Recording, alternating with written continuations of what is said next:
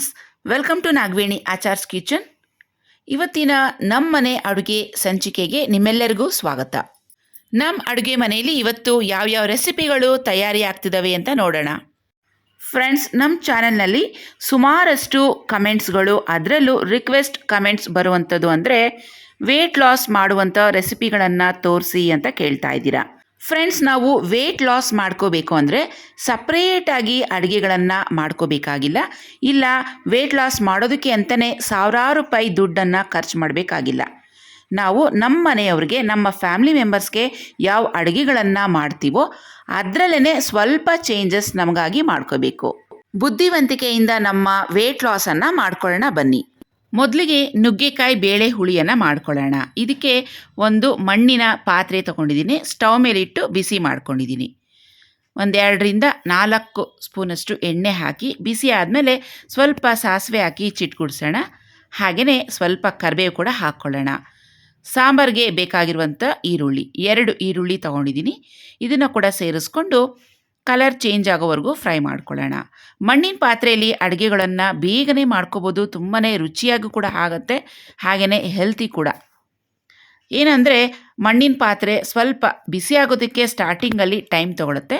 ಒಂದು 5 ನಿಮಿಷ ಎಕ್ಸ್ಟ್ರಾ ತೊಗೊಳತ್ತಷ್ಟೇ. ಅದಾದಮೇಲೆ ಮಿಕ್ಕಿದೆಲ್ಲ ಪ್ರೊಸೀಜರ್ ಏನಿದೆ, ಕುಕ್ಕಿಂಗ್ ಟೈಮಿಂಗ್ಸ್, ಅದೆಲ್ಲ ಬೇಗನೆ ಆಗುತ್ತೆ. ಈಗ ಒಗ್ಗರಣೆಯಲ್ಲಿ ನಾನು ತರಕಾರಿಗಳನ್ನು ಸೇರಿಸ್ಕೊಂಡಿದ್ದೀನಿ. ಆಲೂಗಡ್ಡೆ, ಬದನೆಕಾಯಿ ಎರಡೂ ಸೇರಿಸಿ 1/4 kg ತೊಗೊಂಡಿದ್ದೀನಿ. ಹಾಗೆಯೇ 5 ನುಗ್ಗೆಕಾಯಿ, ಇವೆಲ್ಲ ರೆಡಿ ಮಾಡಿ ಇಟ್ಕೊಂಡಿದ್ದೆ, ನೀರಲ್ಲಿ ಹಾಕಿಟ್ಟಿದ್ದೀನಿ. ಇದನ್ನು ಒಗ್ಗರಣೆಗೆ ಹಾಕಿ ಚೆನ್ನಾಗಿ 2-3 ನಿಮಿಷ ಫ್ರೈ ಮಾಡ್ಕೊಂಡಿದ್ದೀನಿ. ಇದಕ್ಕೆ ಟೊಮೆಟೊ 2 ಸೇರಿಸ್ಕೊಂಡು ಅರಿಶಿಣ 1/4 ಟೀ ಸ್ಪೂನಷ್ಟು ಹಾಕಿ ಚೆನ್ನಾಗಿ ಮಿಕ್ಸ್ ಮಾಡ್ಕೊಳ್ಳೋಣ. ಇವತ್ತಿನ ನುಗ್ಗೆಕಾಯಿ ಬೇಳೆ ಹುಳಿ ಸ್ವಲ್ಪ ಡಿಫ್ರೆಂಟಾಗಿ ಮಾಡ್ತಿದ್ದೀನಿ. ಇದು ಬೇಯೋಷ್ಟು ನೀರನ್ನು ಹಾಕ್ತಾಯಿದ್ದೀನಿ. ಸುಮಾರು 1 ಗ್ಲಾಸಷ್ಟು ನೀರು ಹಾಕಿ ಲಿಡ್ಡನ್ನು ಕವರ್ ಮಾಡಿಕೊಂಡು ಬೇಯಿಸ್ಕೊಳ್ಳೋಣ. ಒಗ್ಗರಣೆಯಲ್ಲಿ ಈ ರೀತಿ ತರಕಾರಿಗಳನ್ನು ಫ್ರೈ ಮಾಡಿಕೊಂಡು ಬೇಯಿಸೋದ್ರಿಂದ ತರಕಾರಿಗಳ ರುಚಿ ಇನ್ನಷ್ಟು ಹೆಚ್ಚಾಗುತ್ತೆ. ನೋಡಿ, ತರಕಾರಿಗಳು ಆಲ್ಮೋಸ್ಟ್ ಬೆಂದಿದೆ. ಆಲೂಗಡ್ಡೆ, ಬದನೆಕಾಯಿ ಹಾಗೆ ನುಗ್ಗೆಕಾಯಿ ಕೂಡ ಚೆನ್ನಾಗಿ ಬೆಂದೋಗಿದೆ. ಈ ರೀತಿ ಒಮ್ಮೆ ನೀವು ಒಗ್ಗರಣೆಯಲ್ಲಿ ತರಕಾರಿಗಳನ್ನು ಫ್ರೈ ಮಾಡಿಕೊಂಡು ಆನಂತರ ನೀವು ಸಾಂಬಾರು ಮಾಡಿ, ತುಂಬ ಚೆನ್ನಾಗಿರುತ್ತೆ. ಈಗ ತರಕಾರಿಗಳು ಬೆಂದ ನಂತರ ನೆನೆಸಿಟ್ಟಿರುವಂಥ ಹುಣಸೆ ಹಣ್ಣಿನ ರಸ ಸೇರಿಸ್ತಾ ಇದ್ದೀನಿ. 1 ನಿಂಬೆ ಹಣ್ಣಿನ ಗಾತ್ರದಷ್ಟು ಹಾಕಿದ್ರೆ ಸಾಕಾಗುತ್ತೆ. ನಾನು ಸ್ವಲ್ಪ ಹುಣಸೆ ಹಣ್ಣಿನ ರಸ ಉಳಿಸಿದ್ದೀನಿ ರಸ ಮಾಡೋದಕ್ಕೆ ಅಂತ. ಈಗ ಸಾಂಬಾರು ಪುಡಿ ಹಾಕ್ಕೊಳ್ಳೋಣ. ಸುಮಾರು 3 ಟೀ ಸ್ಪೂನಷ್ಟು ಹಾಕ್ತಾಯಿದ್ದೀನಿ. ನಿಮಗೆ ಖಾರಕ್ಕೆ ಎಷ್ಟು ಬೇಕೋ ನೋಡಿಕೊಂಡು ನೀವು ಹೆಚ್ಚು ಅಥವಾ ಕಮ್ಮಿ ಸಾಂಬಾರು ಪುಡಿ ಹಾಕ್ಕೊಳ್ಳಿ. ಹಾಗೆ ರುಚಿಗೆ ತಕ್ಕಷ್ಟು ಉಪ್ಪನ್ನು ಸೇರಿಸ್ತಾ ಇದ್ದೀನಿ. ಇದನ್ನೆಲ್ಲ ಒಂದು ಸತಿ ಚೆನ್ನಾಗಿ ಮಿಕ್ಸ್ ಮಾಡ್ಕೊಳ್ಳೋಣ. ಈಗ ತೊಗರಿಬೇಳೆ ಸುಮಾರು 100 ಗ್ರಾಮಷ್ಟು ಪ್ರೆಷರ್ ಕುಕ್ ಮಾಡಿ ಇಟ್ಕೊಂಡಿದ್ದೀನಿ. ಸುಮಾರು 2 ಸೌಟಷ್ಟು ತೊಗರಿಬೇಳೆ ಬೆಂದಿರುವಂಥದ್ದನ್ನ ಸಪ್ರೇಟಾಗಿ ತೆಗೆದಿಟ್ಟಿದ್ದೀನಿ. ಅದು ರಸ ಮಾಡೋದಕ್ಕೆ ಬಳಸ್ಕೊಳ್ಳೋಣ. ಇನ್ನು ಉಳಿದಿರುವಂಥ ಈ ಬೇಳೆ ಏನಿದೆ, ಈ ರೀತಿ ಸ್ಪೂನ್ನಲ್ಲಿ ಲೈಟಾಗಿ ಮಿಕ್ಸ್ ಮಾಡಿಕೊಂಡ್ರೆ ಅದು ಚೆನ್ನಾಗಿ ಸ್ಮ್ಯಾಶ್ ಆಗುತ್ತೆ. ಈಗ ಇದನ್ನು ಒಗ್ಗರಣೆಗೆ ಸೇರಿಸ್ಕೊಳ್ಳೋಣ. ಸಾಂಬಾರಿಗೆ ನಾವು ಯಾವುದೇ ರೀತಿಯಾದ ಮಸಾಲೆಯನ್ನು ರುಬ್ಬಿ ಹಾಕ್ತಾ ಇಲ್ಲ. ಸಾಂಬಾರು ಗಟ್ಟಿ ಬರಬೇಕು ಅಂದರೆ ಈ ಬೇಳೆಯಿಂದ. ಆದ್ದರಿಂದ ನಾವು ಬೇಳೆಯನ್ನು ಚೆನ್ನಾಗಿ ನುಣ್ಣಗೆ ಬೇಯಿಸ್ಕೊಂಡು ಈ ರೀತಿ ಸ್ಮ್ಯಾಶ್ ಮಾಡಿಕೊಂಡು ಸಾಂಬಾರಿಗೆ ಸೇರಿಸ್ಕೋಬೇಕು. ಸಾಂಬಾರು ನಮಗೆ ಹದ ಸ್ವಲ್ಪ ಗಟ್ಟಿಯಾಗಿ ಬರುತ್ತೆ. ಈಗ ನೀರು ಎಷ್ಟು ಬೇಕೋ ಅಷ್ಟು ನೋಡಿಕೊಂಡು ಹಾಕ್ಕೊಂಡು ಅಡ್ಜಸ್ಟ್ ಮಾಡ್ಕೊಳ್ಳಿ. ಇದನ್ನೆಲ್ಲ ಒಂದು ಸತಿ ಚೆನ್ನಾಗಿ ಮಿಕ್ಸ್ ಮಾಡಿಕೊಂಡು ಸ್ವಲ್ಪ ಕೊತ್ತಂಬರಿ ಸೊಪ್ಪು ಹಾಗೆಯೇ 2 ಸ್ಪೂನಷ್ಟು ಹಸಿ ತೆಂಗಿನಕಾಯಿ ತುರಿ ಇವೆಲ್ಲ ಹಾಕಿ ಮಿಕ್ಸ್ ಮಾಡಿ ಚೆನ್ನಾಗಿ ಕುದಿಯೋದಕ್ಕೆ ಇಟ್ಬಿಡೋಣ. ಸಾಂಬಾರನ್ನ ಹದ ಸ್ವಲ್ಪ ತೆಳುವಾಗಿಯೇ ಇಟ್ಟಿದ್ದೀನಿ. ಏಕೆಂದರೆ ನಾನಿಲ್ಲಿ ಮಣ್ಣಿನ ಪಾತ್ರೆಯಲ್ಲಿ ಮಾಡ್ತಾ ಇರೋದ್ರಿಂದ ಅದು ಬೆಂದ ನಂತರ ತಣ್ಣಗಾದಮೇಲೆ ಸಾಂಬಾರು ಇನ್ನೂ ಸ್ವಲ್ಪ ಗಟ್ಟಿ ಬರುತ್ತೆ. ಆದ್ದರಿಂದ ಮಾಡೋವಾಗಲೇ ನಾನು ಸ್ವಲ್ಪ ತೆಳುವಾಗಿ ಮಾಡ್ಕೋತೀನಿ.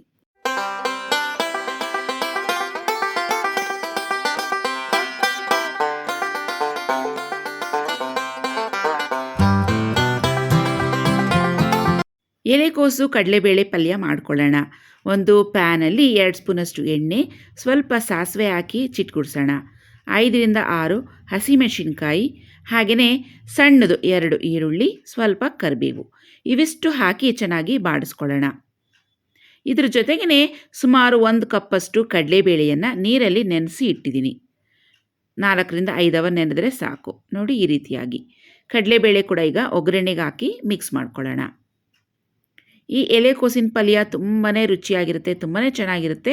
ಇದೊಂದು ಡಿಫ್ರೆಂಟ್ ಸ್ಟೈಲಲ್ಲಿ ಹೇಳ್ಕೊಡ್ತಾ ಇದ್ದೀನಿ, ಒಮ್ಮೆ ನೀವು ಟ್ರೈ ಮಾಡಿ. ಹಾಗೆಯೇ ಇದಕ್ಕೆ ಸಣ್ಣದಾಗಿ ಕಟ್ ಮಾಡಿರುವಂಥ ಎಲೆಕೋಸು ಕೂಡ ಹಾಕ್ಕೊಳ್ಳೋಣ. ಎಲೆಕೋಸನ್ನು ಒಗ್ಗರಣೆಗೆ ಹಾಕಿ ಚೆನ್ನಾಗಿ ಮಿಕ್ಸ್ ಮಾಡ್ಕೊಳ್ಳೋಣ. ಸುಮಾರು ಅರ್ಧ kgಯಷ್ಟು ಎಲೆಕೋಸಿಗೆ 100 ಗ್ರಾಮಷ್ಟು ಕಡಲೆಬೇಳೆಯನ್ನು ನೀರಲ್ಲಿ ನೆನೆಸಿ ಇಟ್ಟಿದ್ದೀನಿ. ಈ ಕಡೆ ಸಾಂಬಾರು ಕೂಡ ಚೆನ್ನಾಗಿ ಕುದೀತಾ ಇದೆ. ನೋಡಿ, ನಮ್ಮ ನುಗ್ಗೆಕಾಯಿ ಬೇಳೆ ಹುಳಿ ಸೂಪರಾಗಿ ರೆಡಿಯಾಗಿದೆ. ಇದು ಮಣ್ಣಿನ ಪಾತ್ರೆಯಲ್ಲಿ ಮಾಡೋದ್ರಿಂದ ಸಾಂಬಾರು ಕುದೀತಾ ನಮಗೆ ಕನ್ಸಿಸ್ಟೆನ್ಸಿ ಗಟ್ಟಿಯಾಗಿ ಬರುತ್ತೆ. ನೋಡಿ, ಈಗ ನೋಡೋದಕ್ಕೆ ಇಷ್ಟು ಬಂದಿದೆಯಲ್ವಾ. ಸ್ಟವೆಲ್ಲ ಆಫ್ ಮಾಡಿದ್ಮೇಲೆ ಒಂದು 10 ನಿಮಿಷ ಬಿಟ್ಟು ನೋಡಿದ್ರೆ ಇನ್ನೂ ಸ್ವಲ್ಪ ಗಟ್ಟಿಯಾಗಿಬಿಟ್ಟಿರುತ್ತೆ. ಮಣ್ಣಿನ ಪಾತ್ರೆ ಏನಿದೆ ಅದು ನೀರಿನ ಅಂಶ ಎಲ್ಲ ಅಬ್ಸರ್ವ್ ಮಾಡ್ಕೊತಾ ಇರುತ್ತೆ. ಆದ್ದರಿಂದ ಅಡುಗೆಗಳು ಏನೇ ಮಾಡಿದ್ರು ಇದರಲ್ಲಿ ಸ್ವಲ್ಪ ಹೊತ್ತು ಬಿಟ್ಟ ಮೇಲೆ ಗಟ್ಟಿಯಾಗುತ್ತೆ, ಹಾಗೆ ರುಚಿ ಕೂಡ ಹೆಚ್ಚಾಗುತ್ತೆ. ಎಲೆಕೋಸಿಗೆ ಸ್ವಲ್ಪ ಉಪ್ಪನ್ನು ಸೇರಿಸ್ಕೊಳ್ಳೋಣ. ಇದನ್ನೆಲ್ಲ ಒಂದು ಸತಿ ಚೆನ್ನಾಗಿ ಮಿಕ್ಸ್ ಮಾಡ್ಕೊಳ್ಳೋಣ. ಎಲೆಕೋಸು ಹಾಗೂ ಕಡಲೆಬೇಳೆ ಬೇಯೋಷ್ಟು ಒಂದು ಅರ್ಧ ಗ್ಲಾಸಷ್ಟು ನೀರನ್ನು ಸೇರಿಸ್ತಾ ಇದ್ದೀನಿ, ಹೆಚ್ಚಿಗೆ ಬೇಡ. ಲಿಡ್ಡನ್ನು ಕವರ್ ಮಾಡಿಕೊಂಡು ಇದು ಚೆನ್ನಾಗಿ ಬೇಯೋವರೆಗೂ ಬೇಯಿಸ್ಕೊಳ್ಳೋಣ. ನೀರಿನ ಅಂಶ ಎಲ್ಲ ಕಮ್ಮಿಯಾಗಿದೆ, ಹಾಗೆಯೇ ಎಲೆಕೋಸು ಕಡಲೆಬೇಳೆ ಕೂಡ ಬೆಂದಿದೆ. ಕೊನೆಯಲ್ಲಿ ಇದಕ್ಕೆ 2ರಿಂದ 3 ಸ್ಪೂನಷ್ಟು ಹಸಿ ತೆಂಗಿನಕಾಯಿ ತುರಿ, ಹಾಗೆಯೇ ಫ್ರೆಶ್ ಕೊತ್ತಂಬರಿ ಸೊಪ್ಪು ಇವಿಷ್ಟನ್ನು ಹಾಕಿ ಚೆನ್ನಾಗಿ ಮಿಕ್ಸ್ ಮಾಡಿಕೊಂಡ್ರೆ ನಮ್ಮ ಕಡಲೆಬೇಳೆ ಎಲೆಕೋಸಿನ ಪಲ್ಯ ಸೂಪರಾಗಿ ರೆಡಿ ಆಗುತ್ತೆ. ಚಪಾತಿಗಂತೂ ಅದ್ಭುತವಾಗಿರುತ್ತೆ. ಈಗ ಸೂಪರಾಗಿರುವಂಥ ಟೊಮೆಟೊ ಬೇಳೆ ರಸಮ್ ಹೇಗೆ ಮಾಡೋದು ನೋಡ್ಕೊಳ್ಳೋಣ. ಒಂದು ಪ್ಯಾನ್ ಇಟ್ಟಿದ್ದೀನಿ, 1-2 ಸ್ಪೂನಷ್ಟು ಎಣ್ಣೆ ತುಪ್ಪ ಮಿಕ್ಸ್ ಮಾಡಿಕೊಂಡು ಹಾಕಿದ್ದೀನಿ. ಸ್ವಲ್ಪ ಸಾಸಿವೆ ಹಾಕಿ ಚಿಟ್ಗುಡ್ಸೋಣ. ಸುಮಾರು 10ರಿಂದ 15 ಎಸಳಷ್ಟು ಬೆಳ್ಳುಳ್ಳಿಯನ್ನು ಜಜ್ಜಿ ಹಾಕಿದ್ದೀನಿ.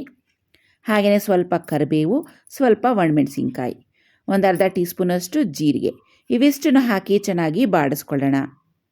ಇದಕ್ಕೆ ಸುಮಾರು 2 ಟೊಮೆಟೊ ಮಿಕ್ಸಿಯಲ್ಲಿ ರುಬ್ಬಿ ಹಾಕ್ತಾಯಿದ್ದೀನಿ. ಹಾಗೆಯೇ ಹುಣಸೆ ಹಣ್ಣು ನಿಮಗೆ ಹುಳಿಗೆ ಎಷ್ಟು ಬೇಕೋ ಅಷ್ಟು ನೋಡಿಕೊಂಡು ಹಾಕ್ಕೊಳ್ಳಿ. ಹುಣಸೆ ಹಣ್ಣು ಸ್ವಲ್ಪ ಕಮ್ಮಿನೇ ಹಾಕ್ಕೊಳ್ಳಿ. ಹಾಗೆಯೇ ತೊಗರಿಬೇಳೆ 1 ಕಪ್ಪಷ್ಟು ಉಳಿಸಿಟ್ಟಿದ್ನಲ್ವ, ಅದನ್ನು ಕೂಡ ಇದಕ್ಕೆ ಸೇರಿಸ್ಕೊತಾ ಇದ್ದೀನಿ. ಹಾಗೆಯೇ ನೀರು ಹಾಕಿ ಮಿಕ್ಸ್ ಮಾಡ್ಕೊಳ್ಳೋಣ. ರಸಮ್ ಸ್ವಲ್ಪ ತೆಳುವಾಗಿದ್ದರೆ ಚೆನ್ನಾಗಿರುತ್ತೆ. ಕೊತ್ತಂಬರಿ ಸೊಪ್ಪು ಕೂಡ ಸೇರಿಸ್ಕೊಂಡು ಇದನ್ನು ಚೆನ್ನಾಗಿ ಕುದಿಯೋದಕ್ಕೆ ಬಿಟ್ಬಿಡಬೇಕು.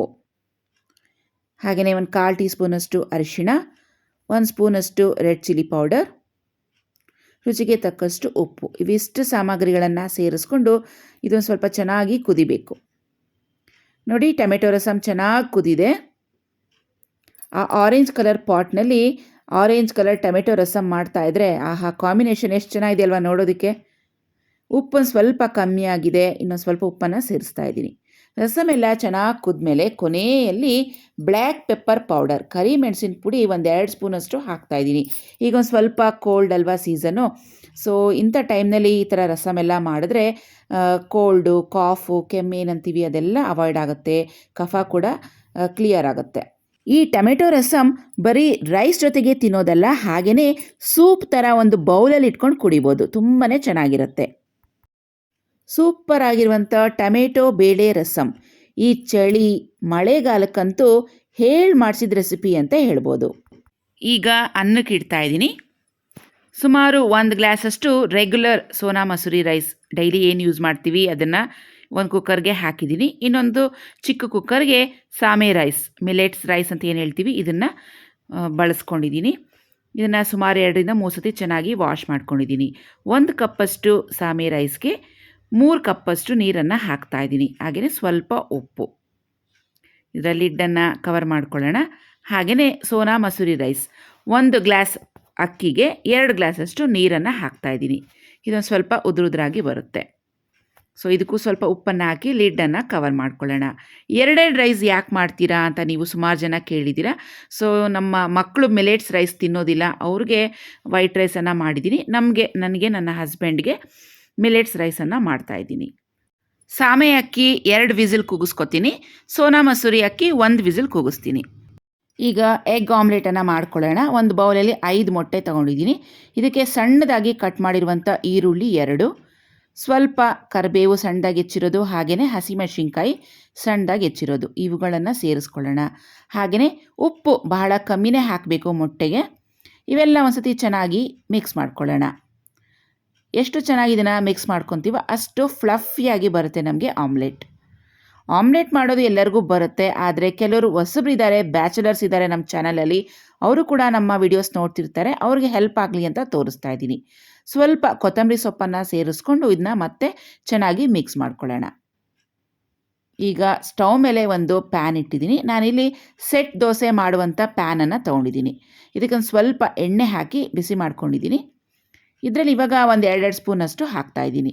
ಈ ಸೆಟ್ ದೋಸೆ ಮಾಡುವಂಥ ಪ್ಯಾನ್ ಯಾಕೆ ತೊಗೊಂಡಿದ್ದೀನಿ ಅಂತ ಹೇಳಿದ್ರೆ, ಅದು ಆಮ್ಲೆಟ್ ಏನಿದೆ ಅದು ಕರೆಕ್ಟಾಗಿ ರೌಂಡ್ ಶೇಪ್ಗೆ ಬರುತ್ತೆ. ಹಾಗೆಯೇ ಈಕ್ವಲ್ ಆಗಿ ಎಲ್ಲವೂ ಒಂದೇ ಥರ ಬರುತ್ತೆ, ಒಂದೇ ಸೈಜ್ಗೆ ಬರುತ್ತೆ. ಎಲ್ಲದಕ್ಕೂ 2 ಸ್ಪೂನಷ್ಟು ಆಮ್ಲೆಟ್ ಹಾಕಿದ್ದೀನಿ. ಇದೊಂದು ಸ್ವಲ್ಪ ಒಂದು 30 ಸೆಕೆಂಡ್ಸ್ ಆದಮೇಲೆ ಮೇಲಿಂದ ಸ್ವಲ್ಪ ಬ್ಲ್ಯಾಕ್ ಪೆಪ್ಪರ್ ಪೌಡರನ್ನು ಹಾಕ್ಕೊಳ್ಳಿ. ಆಮ್ಲೆಟ್ ಅಂತೂ ಸೂಪರಾಗಿರುತ್ತೆ, ಪೆಪ್ಪರ್ ಪೌಡರ್ ಹಾಕೋದನ್ನ ಮರಿಬೇಡಿ. ಅದನ್ನು ಸ್ವಲ್ಪ ಹಸಿ ಇದ್ದಂಗ್ಲೇ ನಾವು ಉದುರಿಸ್ಕೋಬೇಕು. ಈಗ ಒಂದು ಸೈಡ್ ಆಮ್ಲೆಟ್ ಬೆಂದಿದೆ, ಅದನ್ನು ಫ್ಲಿಪ್ ಮಾಡ್ಕೊಳ್ಳೋಣ. ಆಮ್ಲೆಟ್ ಚೆನ್ನಾಗಿ ಬೆಂದಿದೆ, ನೋಡ್ತಾ ಇರ್ಬೋದು ಎಷ್ಟು ಫ್ಲಫಿಯಾಗಿ ಬಂದಿದೆ ಅಲ್ವಾ. ಅದು ನಾವು ಚೆನ್ನಾಗಿ ಬೀಟ್ ಮಾಡ್ಕೋಬೇಕು, ಆವಾಗ ಚೆನ್ನಾಗಿ ಬರುತ್ತೆ. ನೋಡಿ, ನಮ್ಮ ಎಗ್ ಆಮ್ಲೆಟ್ ರೆಡಿಯಾಗಿದೆ, ಸೂಪರಾಗಿ ಬಂದಿದೆ. ಅದು ಪೆಪ್ಪರ್ ಪೌಡರ್ ಹಾಕಿರೋದ್ರಿಂದ ಟೇಸ್ಟ್ ಅಂತೂ ಇನ್ನೂ ಚೆನ್ನಾಗಿರುತ್ತೆ.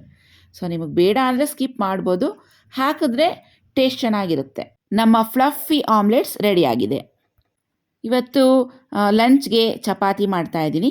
ಮಿನಿ ಚಪಾತಿ ಮಾಡಿದ್ದೀನಿ. ಒಂದು ದೊಡ್ಡ ಚಪಾತಿ ಮಾಡ್ಕೊಬಿಟ್ಟು ಒಂದು ಟಿಫನ್ ಕ್ಯಾರಿಯರ್ ಮುಚ್ಚಳನೋ ಯಾವುದಾದ್ರು ಒಂದು ರೌಂಡ್ ಆಗಿರುವಂಥ ಶಾರ್ಪ್ ಆಬ್ಜೆಕ್ಟ್ನಲ್ಲಿ ಪ್ರೆಸ್ ಮಾಡಿದ್ರೆ ಈ ಥರ ಚಿಕ್ಕ ಚಿಕ್ಕದಾಗಿ ರೌಂಡ್ ಶೇಪ್ನಲ್ಲಿ ಬರುತ್ತೆ. ಸೊ ಇವಾಗ ಚಪಾತಿಗಳನ್ನು ಪ್ಯಾನ್ ಮೇಲೆ ಹಾಕಿ ಎರಡೂ ಕಡೆ ಚೆನ್ನಾಗಿ ಬೇಯಿಸ್ಕೊಳ್ಳೋಣ. ನಮ್ಮ ಮನೇಲಿ ಒಂದಿನ ಚಪಾತಿ ಇರುತ್ತೆ, ಒಂದಿನ ರಾಗಿ ಮುದ್ದೆ ಇರುತ್ತೆ. ಇವತ್ತು ಚಪಾತಿ ಮಾಡಿದ್ದೀನಿ, ಕಾರಣ ಎಲೆಕೋಸಿನ ಪಲ್ಯ ಮಾಡಿದ್ದೀನಲ್ವಾ, ಸೊ ಟೇಸ್ಟ್ ತುಂಬಾ ಚೆನ್ನಾಗಿರುತ್ತೆ. ನಮ್ಮ ಮಿನಿ ಚಪಾತಿ ರೆಡಿ ಆಯಿತು. ಫ್ರೆಂಡ್ಸ್, ಇವತ್ತಿನ ಎಲ್ಲ ಅಡುಗೆಗಳು ರೆಡಿಯಾಗಿದೆ. ಇನ್ನೊಂದು ಸಲ ನಿಮಗೆ ತೋರಿಸ್ಬಿಡ್ತೀನಿ ಯಾವ್ಯಾವ ಅಡುಗೆಗಳು ರೆಡಿಯಾಗಿದೆ ಅಂತ. ಸೊ ನುಗ್ಗೆಕಾಯಿ ಬೇಳೆ ಹುಳಿ, ಮಣ್ಣಿನ ಪಾತ್ರೆಯಲ್ಲಿ ಮಾಡಿದಂಥ ಸಾರು ನೋಡಿ, ತಣ್ಣಕ್ಕಾದ್ಮೇಲೆ ಈ ರೀತಿ ಗಟ್ಟಿಯಾಗಿ ಬರುತ್ತೆ. ಇದು ಟೊಮೆಟೊ ಬೇಳೆ ರಸಮ್, ಸೂಪರಾಗಿದೆ, ಟೇಸ್ಟ್ ಮಾತ್ರ ಒಮ್ಮೆ ನೀವು ಟ್ರೈ ಮಾಡಿ. ಈ ಥರ ರಸಮ್ ಚಳಿಗಾಲಕ್ಕೆ ತುಂಬಾ ಚೆನ್ನಾಗಿರುತ್ತೆ. ಸೊ ನಮ್ಮ ಮನೇಲಿ ಈ ರಸಮ್ ತುಂಬಾ ಫೇವ್ರೆಟ್. ಬೆಳ್ಳುಳ್ಳಿಯನ್ನು ಹೆಚ್ಚಿಗೆ ಹಾಕಿ ಒಗ್ಗರ್ಸ್ ಮಾಡಿರುವಂಥ ಈ ಟೊಮೆಟೊ ಬೇಳೆ ರಸಮ್ ತುಂಬಾ ಚೆನ್ನಾಗಿದೆ. ಎಲೆಕೋಸು ಕಡಲೆಬೇಳೆ ಪಲ್ಯ ಚಪಾತಿ ಜೊತೆಗೆ ಬೆಸ್ಟ್ ಕಾಂಬಿನೇಷನ್ ಅಂತ ಹೇಳ್ಬೋದು. ಹಾಗೆಯೇ ನಾವಿವತ್ತು ಮಾಡಿರುವಂಥ ಟೊಮೆಟೊ ರಸಮ್, ಹಾಗೆಯೇ ನುಗ್ಗೆಕಾಯಿ ಬೇಳೆ ಹುಳಿ, ಈ ಸಾಂಬಾರ್ ಜೊತೆಗೂ ಈ ಪಲ್ಯ ಚೆನ್ನಾಗಿರುತ್ತೆ. ವೈಟ್ ರೈಸ್ ಹಾಗೆಯೇ ಸಾಮೆ ರೈಸ್ 1ಕ್ಕೆ 3 ನೀರನ್ನು ಇಟ್ಟು ಈ ರೀತಿಯಾಗಿ ನುಣ್ಣಕ್ಕೆ ಬೇಯಿಸಿ ಇಟ್ಕೊಂಡಿದ್ದೀನಿ. Mini chapati, egg masala omelette, ಹಾಗೆಯೇ ಇವತ್ತಿನ ಫ್ರೂಟ್ಗೆ ಕಲ್ಲಂಗಡಿ ಹಣ್ಣು, ನುಗ್ಗೆಕಾಯಿ ಬೇಳೆ ಸಾರನ್ನ ತಿಳಿ ಸಾರನ್ನು ಸಪ್ರೇಟಾಗಿ ತೆಗೆದು ಇಟ್ಟಿದ್ದೀನಿ. ಸೊ ಫ್ರೆಂಡ್ಸ್, ಇವಿಷ್ಟು ಇವತ್ತಿನ ನಮ್ಮನೆ ಅಡುಗೆಗಳು. ಸೊ ಎಲ್ಲ ಅಡುಗೆಗಳು ಒಂದಕ್ಕಿಂತ ಒಂದು ಸೂಪರಾಗಿದೆ, ಹಾಗೆಯೇ ಆರೋಗ್ಯಕರವಾದ ಅಡುಗೆಗಳು. ಡೈಲಿ ಇಷ್ಟೆಲ್ಲ ಅಡುಗೆಗಳನ್ನು ತಿಂದರೆ ನಾವು ವೇಟ್ ಗೇನ್ ಆಗಲ್ವಾ ಅಂತ ನಿಮ್ಮ ಮೈಂಡಲ್ಲಿ ಪ್ರಶ್ನೆ ಬರ್ಬೋದು. ಖಂಡಿತವಾಗಿಯೂ ಇಲ್ಲ. ಯಾಕಂದರೆ ನಾವಿಲ್ಲಿ ವೇಟನ್ನು ಕಮ್ಮಿ ಮಾಡ್ಕೋಬೇಕು ಅನ್ನೋರು ವೈಟ್ ರೈಸನ್ನು ಬಳಸ್ತಾ ಇಲ್ಲ. ವೈಟ್ ರೈಸ್ ಬದಲಿಗೆ ನಾವಿಲ್ಲಿ ಮಿಲೆಟ್ಸನ್ನು ಬಳಸ್ಕೊಂಡು, ಸಿರಿಧಾನ್ಯವನ್ನು ಬಳಸ್ಕೊಂಡು ಅನ್ನವನ್ನು ಮಾಡ್ಕೊಂಡಿದ್ದೀವಿ. ಅದರಲ್ಲೂ ಇವತ್ತು ಸಾಮೆ ರೈಸಲ್ಲಿ ಅನ್ನವನ್ನು ಮಾಡಿದ್ದೀವಿ. ಈ ಸಾಮೆ ರೈಸ್ ಏನಿದೆ ಇದು ಸೇಮ್ ನಾವು ರೆಗ್ಯುಲರ್ ಹೇಗೆ ಊಟ ಮಾಡ್ತೀವೋ ರೈಸಲ್ಲಿ ಅದೇ ಟೇಸ್ಟನ್ನು ಕೊಡುತ್ತೆ. ಆದರೆ ಹೆಲ್ತಿ ವೈಸ್ ಇದು ಬೆಸ್ಟ್ ಅಂತ ಹೇಳ್ಬೋದು. ಬರೀ ಸಾಮೆ ರೈಸ್ ಅಂತಲ್ಲ, ಒಂದೊಂದು ದಿನ ಒಂದೊಂದು ಮಿಲೆಟ್ಸಲ್ಲಿ ನಾವು ಅನ್ನ ಮಾಡಿಕೊಂಡು ಈ ರೀತಿಯಾಗಿ ಊಟ ಮಾಡ್ಬೋದು. ನಾವು ದಪ್ಪ ಆಗಬೇಕು ಅಂತ ಹೇಳಿದ್ರೆ ನಾವು ಇವತ್ತು ತೋರಿಸಿದಂಥ ಎಲ್ಲ ಅಡುಗೆಗಳ ಜೊತೆ ವೈಟ್ ರೈಸನ್ನು ಹಾಕ್ಕೊಂಡು ಊಟ ಮಾಡಿ. ಇಲ್ಲ ದಪ್ಪ ಇರೋರು ಸಣ್ಣ ಆಗಬೇಕು ಅಂತ ಹೇಳಿದ್ರೆ ಮಿಲೆಟ್ಸನ್ನು ಬಳಸ್ಕೊಂಡು ಅನ್ನ ಮಾಡಿಕೊಂಡು ತಿನ್ನಿ, ನಿಮ್ಮ ವೇಟ್ ಲಾಸ್ ಆಗುತ್ತೆ. ಸೊ ಒಂದೇ ಕಲ್ಲಿಗೆ 2 ಹಕ್ಕಿ ಅಂತ ಹೇಳ್ತೀವಲ್ವ, ಹಾಗೆ ನಾವು ಎಲ್ಲ ರುಚಿಯಾದ ಅಡುಗೆಗಳನ್ನು ಮಾಡಿ ತಿನ್ನಬೇಕು, ಹಾಗೆಯೇ ವೇಟ್ ಕೂಡ ಕಮ್ಮಿ ಆಗಬೇಕು. ಇದೊಂದು ಬೆಸ್ಟ್ ಟಿಪ್ ಅಲ್ವಾ. ಸೊ ಫ್ರೆಂಡ್ಸ್, ನಮ್ಮ ವಿಡಿಯೋ ಇಷ್ಟ ಆಗಿದ್ರೆ ಲೈಕ್ ಮಾಡಿ, ನಿಮ್ಮ ಫ್ರೆಂಡ್ಸ್ ಜೊತೆ ಶೇರ್ ಮಾಡ್ಕೊಳ್ಳಿ. ಮತ್ತೆ ಭೇಟಿಯಾಗೋಣ ನಮ್ಮ ಮುಂದಿನ ವಿಡಿಯೋದಲ್ಲಿ. ಅಲ್ಲಿವರೆಗೂ ಟೇಕ್ ಕೇರ್, ಬಾಯ್ ಫ್ರೆಂಡ್ಸ್.